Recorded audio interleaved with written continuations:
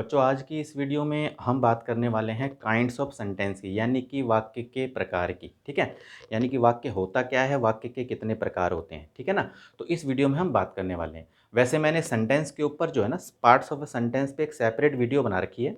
Link मैंने description box में दे दिया है, तो आप ना उसको भी जाके देख सकते हो ताकि आपको पता चल जाएगा कि सेंटेंस क्या होता है और सेंटेंस के क्या क्या पार्ट्स होते हैं। इस वीडियो में हम काइंड्स ऑफ सेंटेंस के बारे में पूरी जानकारी आपको देने वाले हैं।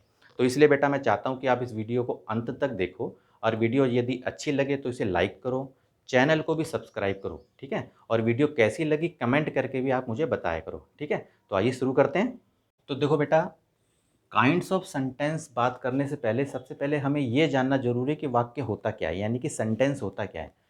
अब यहाँ देखो आप, sentence a group of words which makes a complete sense is called a sentence. ठीक है, यानी कि शब्दों का एक समूह जिसका पूर्ण अर्थ निकलता हो वाक्य कहलाता है। ठीक है ना, यानी कि ग्रुप ऑफ वर्ड्स होता है। फॉर एग्जाम्पल, जैसे अगर मैं कहूँ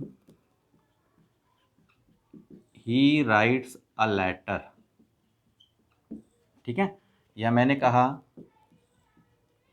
I am playing a game. इस तरह से जो है, अब आप देखो इस वाक्य में एक दो तीन चार इस तरह से जो है चार वर्ड्स दे रखे हैं। इसमें भी आप देखोगे तो इस तरह से वर्ड्स दे रखा है। तो कहने का मतलब यह है कि जो ग्रुप ऑफ वर्ड्स होता है जिसको हम प्रॉपर एक सर्टेन ऑर्डर में रखते हैं ताकि जो उसकी एक कंप्लीट सेंस निकले, वाक्य कहलाता है। ठीक है, तो ये दोनों जो हैं आप ये देख रहे हो, ये वाक्य हैं। ठीक है ना, ये तो बेटा पता ही है कि हम जो है ना शब्दों का, ठीक है, शब्दों के समूहों का जो है ना यूज करते हैं बोलने के लिए। ठीक है ना, तो उसको हम विचार अभिव्यक्ति कहते हैं एक तरह से, अगर मान के चलो। ठीक है ना, तो क्या करते हैं हम कि अब हमने ग्रुप ऑफ वर्ड्स तो लिखा एक सर्टेन ऑर्डर में, ये हमारा वाक्य हो गया। तो जरूरी नहीं होता है कि अगर ग्रुप ऑफ वर्ड्स हो तो वो वाक्य ही होता है। ठीक है ना, जैसे फॉर एग्जाम्पल, ये तो देखो आपका ये तो वाक्य हो गया। फॉर एग्जाम्पल अगर मैं बात कहूं कि इन द स्कूल, ठीक है, या फिर मैंने बोला because he wasted his time. अब देखो आप, अब इसमें भी क्या देख रहे हो आप, इसमें भी जो है ग्रुप ऑफ वर्ड्स हैं। ठीक है, ग्रुप ऑफ वर्ड्स हैं, लेकिन क्या है कि इसकी एक कंप्लीट सेंस नहीं निकलती है। ठीक है, तो ये वाक्य नहीं कहलाते हैं। तो अगर ये वाक्य नहीं है तो ये क्या है, ये क्लॉज हो सकते हैं, ठीक है, फ्रेजेज हो सकते हैं, या फिर हम इसको ये कहते हैं कि भाई मीनिंगलेस, यानी कि ये सेंटेंस है एक तरह से। ठीक है, तो क्लॉज फ्रेज वगैरह के बारे में कभी हम सेपरेट वीडियो बनाएंगे। ठीक है ना, तो बस आपको ये ध्यान रखना है कि ग्रुप ऑफ वर्ड्स यानी कि शब्दों का वह समूह जिसका एक पूर्ण अर्थ निकलता हो, यानी कि कंप्लीट सेंस निकलती होगी, तो उसको हम वाक्य कहते हैं। नंबर एक बात तो यह ध्यान रखें आपको। और इस तरह के जो आपको ये ग्रुप ऑफ वर्ड दे रखे हैं, ये आपके सेंटेंस नहीं कहलाते हैं, बल्कि ये फ्रेजेज में आ जाते हैं, क्लॉजेज वगैरह में आ जाते हैं इस तरह से। ठीक है, अब हम बात करेंगे काइंड्स ऑफ सेंटेंस की। देखो काइंड्स ऑफ सेंटेंस में वैसे तो देखो बेटा, सेंटेंस जो है ना 5 प्रकार के होते हैं। ठीक है ना, अब मैं एक एक करके ना आपको मैं बताता चला जाऊंगा। तो देखो सबसे पहले असर्टिव सेंटेंस। असर्टिव सेंटेंस को हम निश्चयवाचक वाक्य भी कहते हैं और कथनवाचक वाक्य भी कह देते हैं। ठीक है ना, यानी कि इन वाक्यों में क्या होता है, जिसमें किसी कथन के बारे में बताया जाता है। ठीक है, यानी कि कोई स्टेटमेंट दी जाती है। ठीक है, तो उसको जो है हम असर्टिव सेंटेंस कहते हैं। और आपको ये ध्यान रखना है कि देखो, दीज सेंटेंसेस में be classified into affirmative and negative sentences. यानी कि जो असर्टिव सेंटेंस होते हैं उसमें सिंपल सेंटेंस भी होते हैं और नेगेटिव सेंटेंस भी होते हैं, जिसको हम निषेधात्मक वाक्य भी कहते हैं। तो दोनों सिंपल और नेगेटिव सेंटेंस जो होते हैं उनको हम असर्टिव सेंटेंस कहते हैं। फॉर एग्जाम्पल पे आप देखो यहाँ पर, आई लाइक दिस बुक।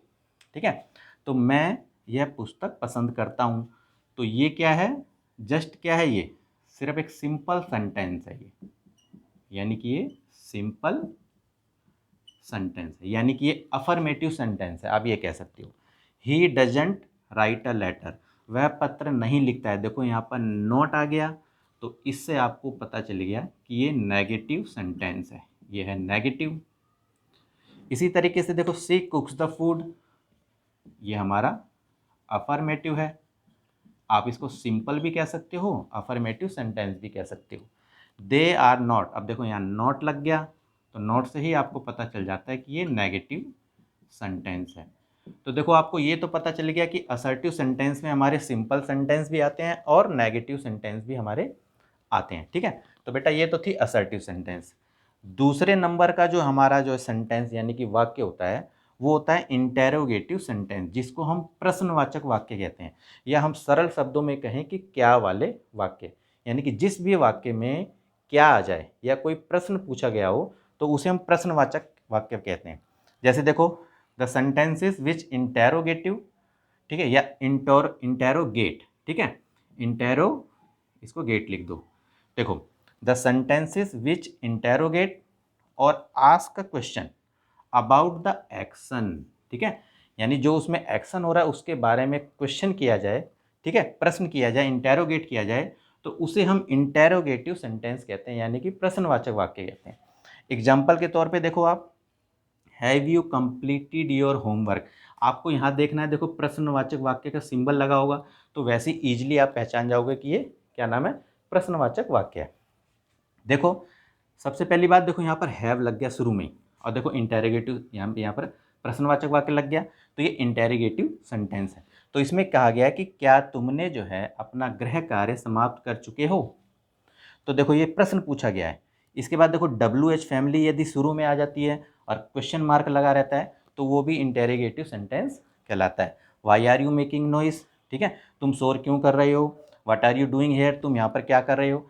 तो ये सारे के सारे जो वाक्य हैं इस तरह के, ये इंटेरोगेटिव सेंटेंस कहलाते हैं, यानी कि प्रश्नवाचक वाक्य कहलाते हैं, ठीक है। अगला वाक्य देखो आप, तीसरे नंबर का, इम्पेरेटिव सेंटेंस, ठीक है। इम्पेरेटिव सेंटेंस को हम आज्ञा सूचक वाक्य कहते हैं, यानी कि द सेंटेंस, यानी कि the sentences which express command, देखो आदेश को रिप्रेजेंट करती हो, रिक्वेस्ट यानी कि प्रार्थना को रिप्रेजेंट करता हो, यानी कि एक्सप्रेस करता हो, एडवाइस सलाह हो, या किसी मनाही हो यानी कि प्रोहिबिशन हो। तो इस तरह से अगर वाक्य में आपको ये देखने को मिल जाए तो समझ जाना कि वो इम्पेरेटिव सेंटेंस कहलाता है, ठीक है। अब आपको देखो यहाँ कुछ एग्जाम्पल मैंने दे रखे हैं।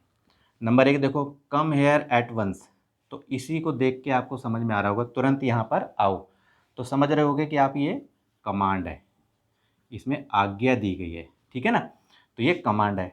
इसी तरीके से देखो आप, be kind to the poor, ठीक है ना, यानी कि गरीबों पर दया रखो, ठीक है।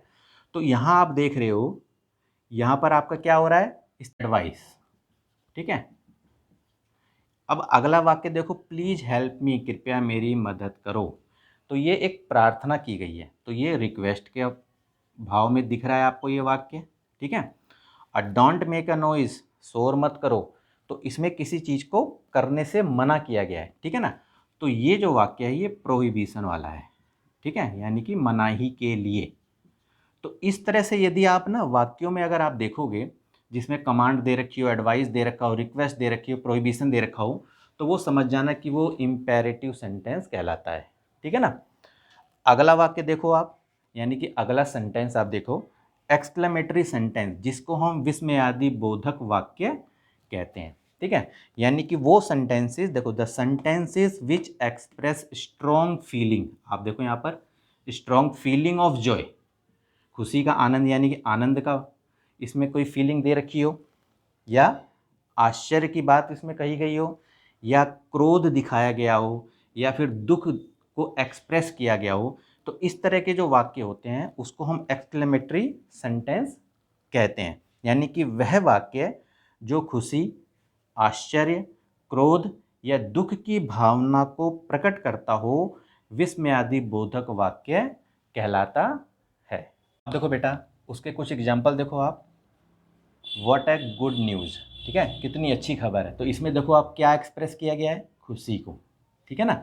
और आपको ये ध्यान रखना है कि जो एक्सक्लेमेटरी वाक्य होता है आपको ध्यान रखना है, ये सिंबल देख लेना आप, ये जो दिख रहा है ये इस तरह से जो है बिंदी लगा रखी है, ठीक है, ये जो सिंबल है वो एक्सक्लेमेटरी साइन का होता है। तो जब भी वाक्य में आप एक्सक्लेमेटरी साइन का ये सिंबल देख लोगे तो समझ जाना कि वो यानी कि एक्सक्लेमेटरी सेंटेंस कहलाता है, ठीक है।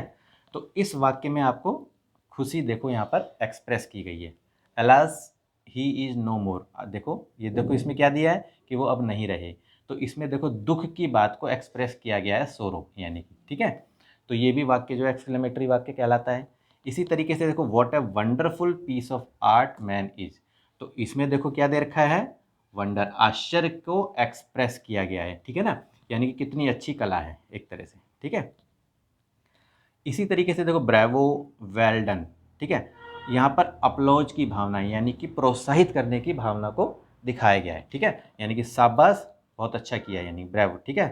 तो इस तरह के अगर वाक्य आ जाते हैं तो वो एक्सक्लेमेटरी वाक्य कहलाते हैं यानी कि सेंटेंस कहलाते हैं, ठीक है ना।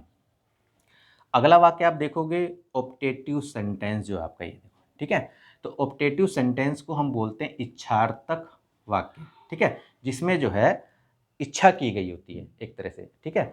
जैसे कि the sentences which express a wish, किसी चीज़ की इच्छा की गई हो या दृढ़ इच्छा, इसको डिजायर कहते हैं हम, या प्रार्थना वगैरह की गई हो तो उसको हम ऑप्टेटिव सेंटेंस कहते हैं, यानी कि वह वाक्य जो किसी कामना, इच्छा या प्रार्थना का बोध प्रकट करता हो, इच्छार्थक वाक्य कहलाता है, ठीक है। अब यहाँ देखो कुछ एग्जाम्पल दे रखे हैं, मे यू लिव लॉन्ग, और यहाँ देखो एक्सक्लेमेटरी साइन दे रखा है, तो ये उसी का एक पार्ट है बेटा, ये ध्यान रखना। तो इसमें देखो विश की गई, इच्छा की गई है, ठीक है ना इसमें, तो यानी कि ये एक वाक्य जो हमारा है ऑप्टेटिव सेंटेंस कहलाएगा। इसमें देखो प्रार्थना की गई है, ठीक है ना, आप मतलब ज़्यादा उम्र जिए। Would that I were a king, तो इसमें देखो एक इच्छा की गई है, यानी कि दृढ़ इच्छा की गई है कि काश मैं एक राजा होता, ठीक है ना। तो इसमें डिजायर आप देख रहे हो कि एक्सप्रेस किया गया है। इसी तरह से long live our prime minister, हमारे प्रधानमंत्री जो हैं उनकी लंबी उम्र हो, इस तरह से, तो एक प्रार्थना की गई है, प्रार्थना के भाव को दिखाया गया है। तो इस तरह के जो वाक्य होते हैं बेटा उसको हम ऑप्टेटिव सेंटेंस कहते हैं। तो बेटा ये वाक्य थे काइंड्स ऑफ सेंटेंस, जो मैं सारी बातें आपको बता चुका हूँ, ठीक है। तो बेटा आज के लिए इतना ही, ओके बाय।